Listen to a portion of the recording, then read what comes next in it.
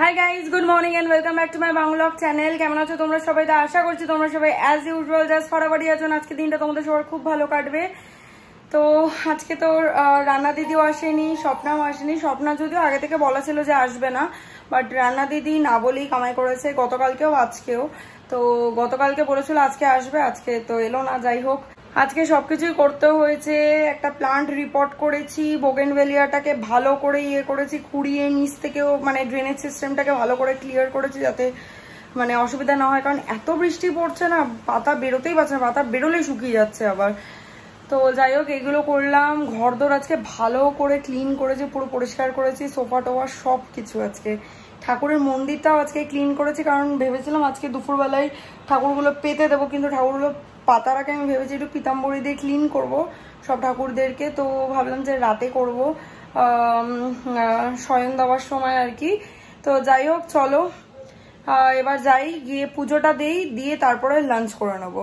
তো চলো, with further delay let's start today's video. I hope কি আজকের এই ব্লগটা একটা তোমাদের সবার খুব ভালো লাগবে। দেখতেই পাচ্ছ সুন্দর করে ঠাকুরকে পুজো দিয়ে দিয়েছি। ওই যে আমার মা দুর্গাও এসে গেছে, তোমাদেরকে দেখানো হয়নি। নিচে স্টেজটা যেটা ছিল লাল কালারের কাঠের, ওইটাকে খুলে দিয়েছি। এই ঘরটাও ভালো করে ক্লিন করেছি, এটা আবার এখানে সাজিয়ে রেখে দিয়েছি। এই যে এই প্ল্যান্টটা রিপোর্ট করলাম আজকে, এই যে এই গাছটা রিপোর্ট করেছি। এটারই ফুলটা, যে জবাটা দেখলে ঠাকুরের সামনে, সেটা এই গাছেরই ফুল, থোকা জবা আর কি। আর দেখতেই পাচ্ছ আমার অ্যালামেন্ডাটাতেও কুড়ি এসছে একখানা, আর ওদিকেও আরেকখানা এসছে, দুখানা কুড়ি এসছে টোটাল। তো আর এদিকে এই খাটের বিছানা চাদরটাকেও তুলে দিয়েছি, কাচতে দিয়েছি, মানে কেচে দেওয়া হয়ে গেছে আর কি, মেলে দিয়েছি। আর এখানে ঠাকুরের মন্দিরটা পুরো পরিষ্কার করে ক্লিন করেছি, রাতে যেহেতু পাততে পারি। আর মাঝখানের তো এখনো ঠাকুর আসবে না, আর ওগুলো যেহেতু ঠাকুরের রাখার জায়গা নেই, আপাতত ওগুলো ওখানেই রাখবো। পুজো হয়ে গেলে ওপরের লফটে বা খাটের তলায় দিবানে তুলে দেবো। এটা হচ্ছে ব্লাইন্ডসের সেই লাঠিগুলো। দুপুরবেলা পৌঁছলাম, যেটু শুয়ে শুয়ে কয়েকটা ফোন কলস করছিলাম, যেগুলো খুব ইম্পর্টেন্ট। যেমনি ধরো গুপ্তা মার্বেলসে মানে ঠাকুরের ওইখানে, তারপর আরও কয়েকটা জায়গায় ফোন কলস করার ছিল। তারপরে মাকে ফোন করলাম, এগুলো করলাম টলাম, তারপরে সন্ধে দিলাম, দিয়ে এখন বাড়ি এসেছি। চলো ভেতরে যাই। বেরিয়ে গেলাম বাড়ি দিয়ে। বাড়িতে গিয়ে আজকে আবার ফ্ল্যাটে গিয়ে কাজ আছে, যেরকম ধরো ঠাকুর পরিষ্কার করব। তারপরে শাইনকে ভাবছি কটা রুটি করে দেবো, বলছে ভাত খাবো না রুটি খাবো, তো কটা রুটি করে দেবো।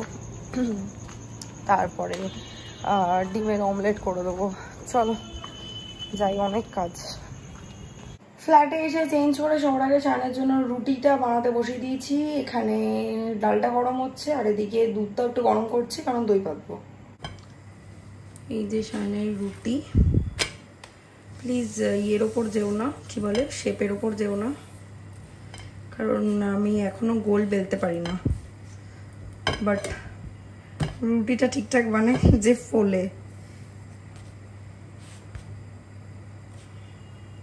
তাও এই রুটিটা গোল না হলেও ব্যাকেতেরা হয়নি, অনেকটা ঠিকঠাক করতে পেরেছি।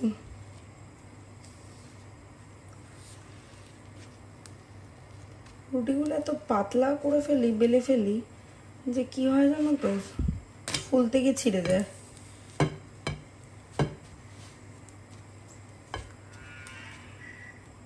যাই হোক, আজকের ব্লগটা বাস এই অবধি রাখছি, কারণ এরপরে ঠাকুরকে পরিষ্কার করার কাজ রয়েছে। সো আজকের ভিডিওটা বাস এই অবধি। আই হোপ দেখতে তোমাদের ভালো লেগেছে। ভালো লেগে থাকলে একটা লাইক, শেয়ার, কমেন্ট আর সাবস্ক্রাইব করে দিও। পাশে থাকা বেল আইকনেতে ক্লিক করে দিও। তোমাদের সাথে আমার আবার দেখা হবে কালকে একটা ব্র্যান্ড নিউ ভিডিওর সাথে। Till then guys, tata.